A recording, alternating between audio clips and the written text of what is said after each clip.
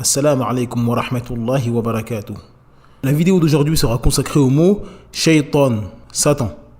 Nous allons voir la définition du mot shaytan dans la langue arabe et dans la terminologie islamique. Nous verrons aussi la différence entre shaytan et iblis. Nous verrons ensuite que shaytan est un ennemi déclaré pour l'être humain et qu'il est donc primordial pour l'être humain de le prendre pour ennemi également.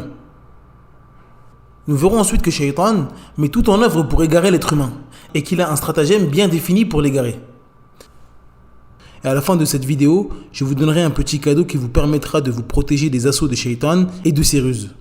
Sans plus tarder, on passe à l'explication.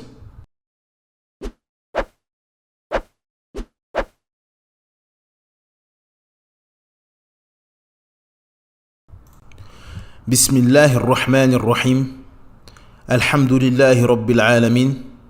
Wassalatu wassalamu ala ashrafil anbiya wal mursalin. Nabiyyina Muhammadin wa ala alihi wa sahbihi ajma'in. Amma ba'd. La définition du mot shaytan dans la langue arabe. L'origine du mot shaytan vient des trois lettres shin, ta, nun, qui forment le verbe shatana, qui signifie s'éloigner. Certains savants de la langue arabe disent que son origine vient des trois lettres shin, ya, ta, qui signifie le départ d'une chose. Les deux sens de ce mot sont corrects, même si le premier est plus juste. Donc, shaytan est appelé shaytan car il a été éloigné de la miséricorde d'Allah à cause de sa désobéissance. Et sa désobéissance a causé son départ du paradis. La définition du mot shaytan dans le jargon islamique.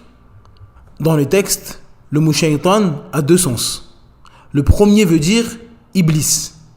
Allah Azza wa Jal dit فأزلهما الشيطان عنها فأخرجهما مما كانا فيه وقلنا اهبطوا بعضكم لبعض عدو ولكم في الأرض مستقر ومتاع إلى حين. Allah Azza wa Jal dit selon la traduction approximative, peu de temps après, Shaytan les fit glisser de là et les fit sortir du lieu où ils étaient. Et nous dîmes, descendez du paradis, ennemis les uns des autres, et pour vous il y aura une demeure sur la terre et un usufruit pour un temps. Dans ce verset, Allah Azza wa Jal nous cite la célèbre histoire qu'il y a eu entre Adam et Iblis. Allah Azza wa Jal utilise le mot shaytan pour faire référence à Iblis. Le deuxième sens du mot shaytan dans le texte signifie toute personne ayant les caractéristiques de shaytan, c'est-à-dire Iblis. L'imam Ibn Jarir al-Tabari dit concernant le sens du mot shaytan, il s'agit de tout désobéissant parmi les djinns, les humains, les animaux ou autre chose. Allah Azza wa Jal dit وَكَذَلِكَ جَعَلْنَا لِكُلِّ نَبِيٍّ عَدُوًّا شَيَاطِينَ الْإِنسِ وَالْجِنِّ يُوحِي بَعْضُهُمْ إِلَى بَعْضٍ زُخْرُفَ الْقَوْلِ غُرُورًا وَلَوْ شَاءَ رَبُّكَ مَا فَعَلُوهُ فَذَرْهُمْ وَمَا يَفْتَرُونَ. Allah Azza wa Jal dit selon la traduction approximative, ainsi, à chaque prophète avons-nous assigné un ennemi, des diables d'entre les hommes et les djinns qui s'inspirent trompeusement les uns aux autres des paroles enjolivées. Si ton Seigneur avait voulu, il ne l'aurait pas fait. Laisse-les donc avec ce qu'ils inventent. Dans ce verset, Allah Azza wa Jal nous informe qu'il a établi des shayatin djinns et des shayatin humains. Le mot shayatin est le pluriel du mot shaytan. La définition du mot iblis. L'origine du mot iblis vient des lettres ba, lam, sin, qui signifie désespoir, fatalité. Allah Azza wa Jal dit حتى إذا فتحنا عليهم بابا ذا عذاب شديد إذا هم فيه مبلسون. Allah Azza wa Jal dit selon la traduction approximative, jusqu'au jour où nous ouvrirons sur eux une porte au dur châtiment. Et voilà qu'ils en seront désespérés. Shaytan est donc appelé Iblis car il a désespéré de la miséricorde de son Seigneur, le tout miséricordieux, le très miséricordieux. La différence entre Iblis et Shaytan. Iblis est le plus grand des shayatin. C'est lui qui est à la tête des troupes des shayatin, djinns et humains, et c'est lui qui a refusé de se prosterner pour saluer notre père Adam. Quant au mot shaytan, il est utilisé pour désigner Iblis lui-même, ou toute personne ayant ses caractéristiques ou ayant rejoint ses troupes. Shaytan est un ennemi pour l'être humain. Shaitan a pris pour ennemi chaque être humain. Il est donc obligatoire pour chacun d'entre nous de le prendre comme ennemi, le combattre et le contredire dans nos actes et nos paroles. Il est aussi obligatoire pour nous de ne pas lui obéir et ne pas tomber dans ses ruses. Allah Azza wa Jal dit Ya ayyuhan nasu inna wa'dallahi haqq fala taghurrannakumul hayatud dunya wala yaghurrannakum billahil gharur inna ash-shaytana lakum aduwwun fattakhidhuhu aduwwan innama yad'u hizbahu liyakunu min ashabis sa'ir. Allah Azza wa Jal dit selon la traduction approximative Ô vous les hommes, la promesse d'Allah est vérité. Ne laissez pas la vie présente vous tromper. Et que le grand trompeur ne vous trompe pas à propos d'Allah. Le diable est pour vous un ennemi. Prenez-le donc pour ennemi. Il ne fait qu'appeler ses partisans pour qu'ils soient des gens de la fournaise. Allah Azza wa Jal a promis à ses serviteurs croyants qui obéissent à ses ordres et qui s'éloignent de ses interdits le pardon et sa satisfaction. Quant à Shaitan, sa promesse est d'ordonner aux gens le mal et de les effrayer quant aux œuvres de bien. Ces deux choses-là sont les objectifs principaux de Shaitan. Car s'il arrive à effrayer l'être humain à propos d'une bonne œuvre, celui-ci va l'abandonner. Et s'il lui ordonne le blâmable et lui embellit, celui-ci obéira. Allah Azza wa Jal dit Ash-shaytanu ya'idukumul faqra wa ya'murukum bil fahsha wallahu ya'idukum maghfiratan minhu wa fadla wallahu wasi'un alim. Selon la traduction approximative, le diable vous fait craindre la pauvreté et vous commande des actions honteuses, tandis qu'Allah vous promet pardon et faveur venant de lui. La grâce d'Allah est immense et il est omniscient. Dans son immense fourberie et son immense ruse, Shaitan est doux et complaisant dans son appel au faux et au feu. Il vient à l'être humain en position de conseiller. Il inspecte son cœur pour savoir ce qu'il aime, ce qu'il déteste et ce qu'il désire. S'il voit en lui de la paresse, Shaitan fera tout pour lui faire lâcher sa religion tout entière en apostasiant. S'il voit en lui de la force et de la motivation, il fera tout son possible pour le faire outrepasser la législation en exagérant et en ajoutant dans la religion. S'il voit en lui l'amour des passions et le suivi des désirs, il fera tout son possible pour le distraire avec les passions et les désirs de cette vie d'ici-bas, afin de l'éloigner de ses obligations religieuses jusqu'à le faire sortir complètement de la religion. Allah Azza wa Jal dit قال فبما أغويتني لأقعدن لهم صراطك المستقيم ثم لآتينهم من بين أيديهم ومن خلفهم وعن أيمانهم وعن شمائلهم ولا تجد أكثرهم شاكرين. Selon la traduction approximative, Allah Azza wa Jal dit Puis tu m'as mis en erreur, dit Shaitan. Je m'assoirai pour eux sur ton droit chemin. Puis je les assaillerai de devant, de derrière, de leur droite et de leur gauche. Et pour la plupart, tu ne les trouveras pas reconnaissants. Le stratagème de Shaitan. Allah le Très-Haut dit Ya ayyuhalladhina amanu dukhulu fis silmi kaffatan wa la tattabi'u khutuwati shaitan innahu lakum aduwwun mubin.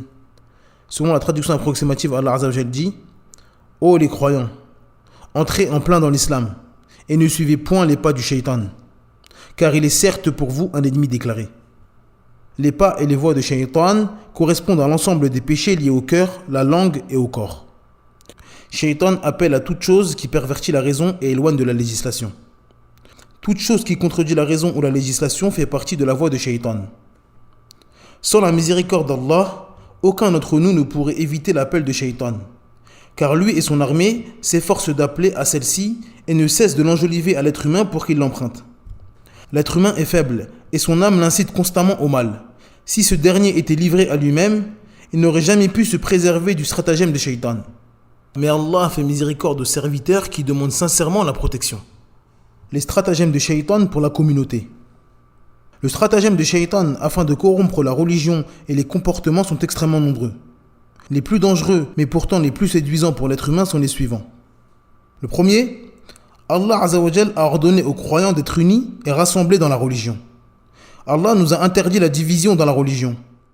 Puis Shaitan a fait apparaître la division au sein de la communauté, dans les fondements de la religion, ses branches, la science et la jurisprudence, afin que la science religieuse ne devienne que débat qui divise la religion en factions, groupes, madhahib, qui se combattent mutuellement, qui font passer la personne qui appelle à l'union pour un fou ou un idiot alors qu'Allah Azza wa Jal a dit واعتصموا بحبل الله جميعا ولا تفرقوا واذكروا نعمة الله عليكم إذ كنتم أعداء فألف بين قلوبكم فأصبحتم بنعمته إخوانا وكنتم على شفا حفرة من النار فأنقذكم منها كذلك يبين الله لكم آياته لعلكم تهتدون.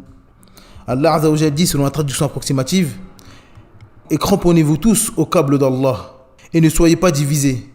Et rappelez-vous le bienfait d'Allah sur vous. Lorsque vous étiez ennemis, c'est lui qui réconcilia vos cœurs.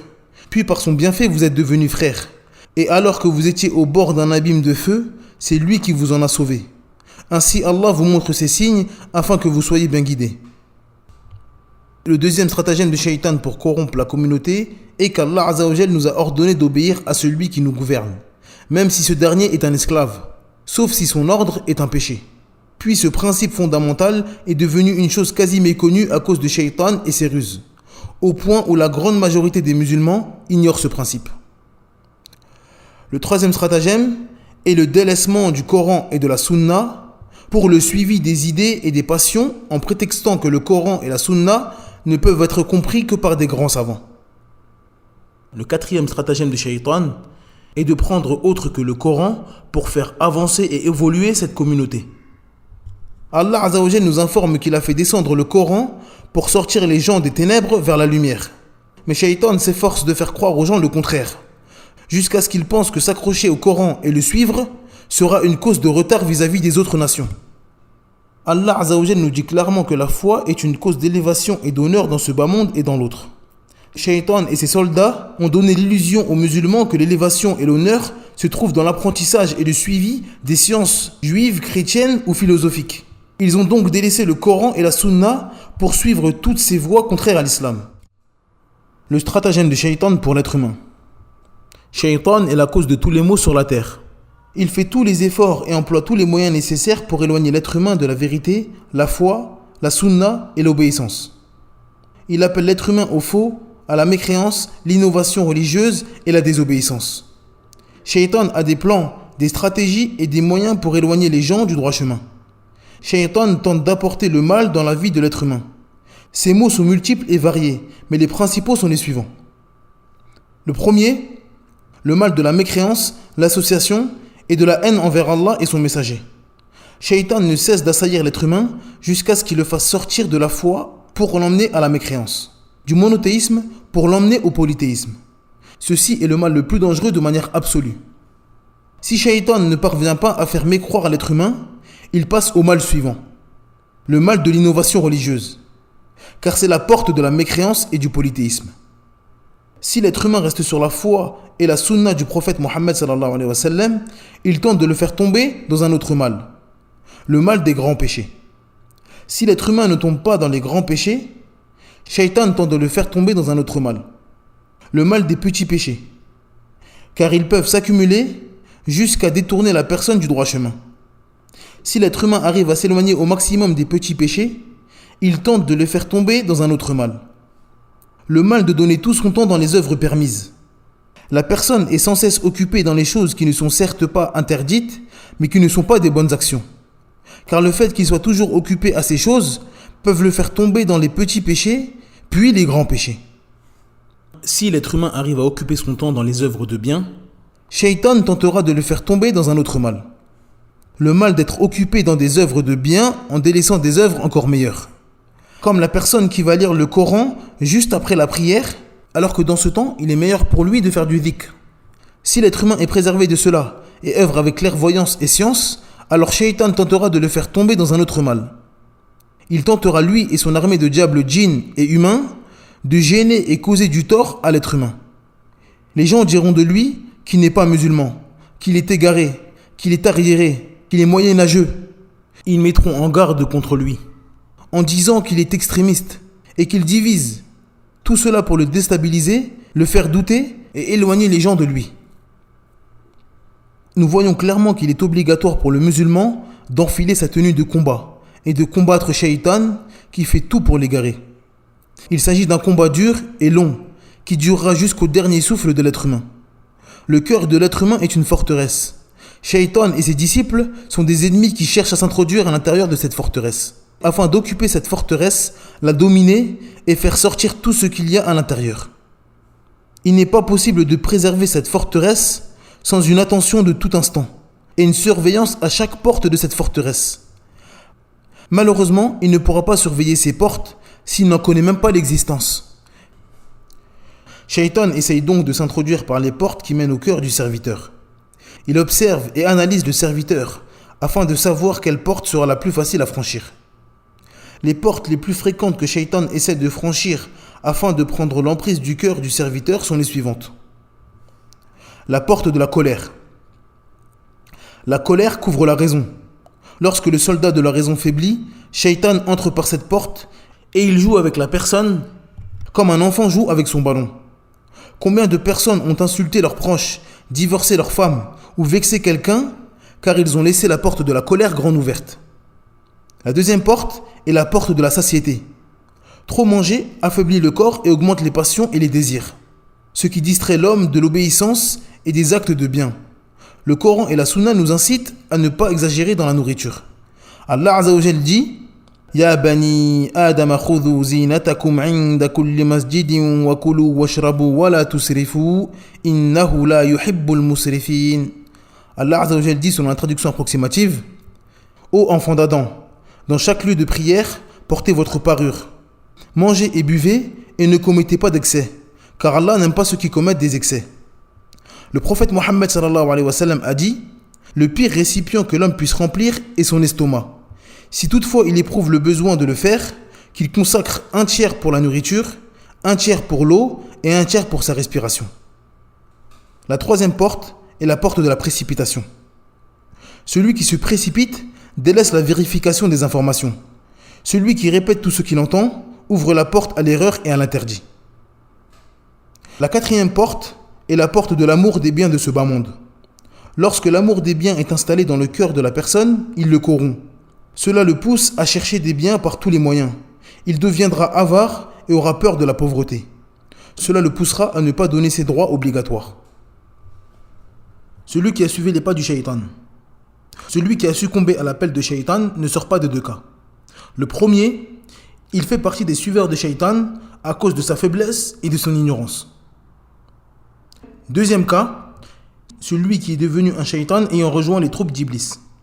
Il s'agit du pervers qui appelle à l'égarement. Ces personnes sont ceux qui ont troqué l'au-delà contre la vie d'ici-bas. Ces gens-là vivent une vie de tristesse et de malheur. Ce sont des ennemis de la vérité, des adeptes de la ruse et du mensonge. Ces imams de l'armée de Shaitan se divisent en plusieurs catégories. Première catégorie, ceux qui combattent Allah et son messager. Ils passent leur temps à vouloir contredire Allah et son messager dans la croyance, les actes et la parole. Deuxième catégorie, ceux qui cherchent à détruire ce avec quoi le prophète Mohammed sallallahu alayhi wa sallam est venu. Ils combattent la sunna en la dénigrant ou en propageant des innovations religieuses. Le troisième groupe, ceux qui obstruent la voie d'Allah en la rendant tortueuse, par des difficultés ou des actes qui contredisent même la raison. Comment l'être humain peut se défaire de l'emprise de Shaitan et le combattre? L'imam Ibn al-Qayyim rahimahullah ta'ala a dit quant à la lutte contre Shaitan, elle est de deux niveaux. Lutter en repoussant ce que Shaitan envoie comme ambiguïté et doute à propos de la foi, et lutter contre les insufflations de Shaitan qui le poussent à succomber à ses passions et ses désirs. Le moyen de lutter contre le premier est la certitude, qui s'obtient par la science. Et le deuxième est la patience. Allah Azza wa Jal dit selon la traduction approximative Et nous avons désigné parmi eux des dirigeants qui guidaient par notre ordre aussi longtemps qu'ils enduraient et croyaient fermement en nos versets. Allah Azza wa Jal nous informe que l'imama dans la religion s'acquiert avec la patience et la certitude. La patience repousse les passions et les envies perverses et la certitude repousse le doute et les ambiguïtés. Fin de citation. Cette vidéo est maintenant terminée. Merci de l'avoir regardée jusqu'à la fin. La surprise que je vous avais annoncée en début de vidéo se trouve dans la barre de description. Il s'agit d'un PDF qui réunit 10 causes qui permettent d'éloigner Shaitan. Celui qui nous a informé de l'inimitié de Shaitan envers nous, nous a également informé sur comment nous protéger de lui. Allah nous a légiféré des invocations et des évocations qui comportent une guérison, une miséricorde, une guidée et une préservation contre tous les maux de shaitan. Je vous en ai réuni 10 dans un seul PDF avec leurs preuves venues du Coran et de la Sunna. Comme d'habitude, n'hésite pas à télécharger le PDF de cette explication qui est présent dans la barre de description en langue arabe et en langue française. Je pense qu'il te sera très profitable car il y a énormément de divisions et de sous-divisions dans ce cours. N'oublie pas de t'abonner à la chaîne et d'activer la cloche de notification afin de ne rater aucune vidéo de la chaîne. Sur ce, je te dis Assalamu alaikum wa rahmatullahi wa barakatuh. Subhanakallahumma bihamdik. Ashhadu an la ilaha illa ant. Astaghfiruka wa atubu ilayk.